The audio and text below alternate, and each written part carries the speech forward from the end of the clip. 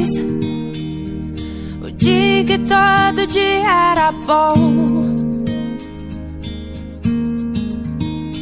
Delicioso gosto e o bom gosto das nuvens serem feitas de algodão. Dava pra ser herói no mesmo dia em que escolhia ser vilão. E acabava tudo em lanche, um banho quente e talvez um arranhão. Dava pra ver a ingenuidade, a inocência cantando no tom. Milhões de mundos e universos tão reais quanto a nossa imaginação. Bastava um colo, um carinho, o remédio era beijo e proteção.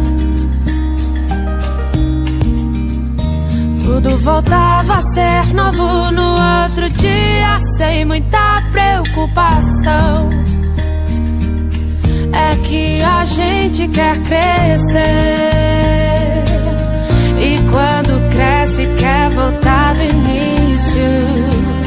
Porque um joelho ralado dói bem menos que um coração partido. É que a gente quer crescer, e quando cresce quer voltar do início.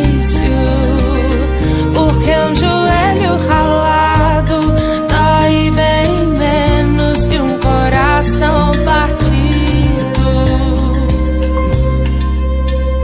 Dá pra viver, mesmo depois de descobrir que o mundo ficou mal.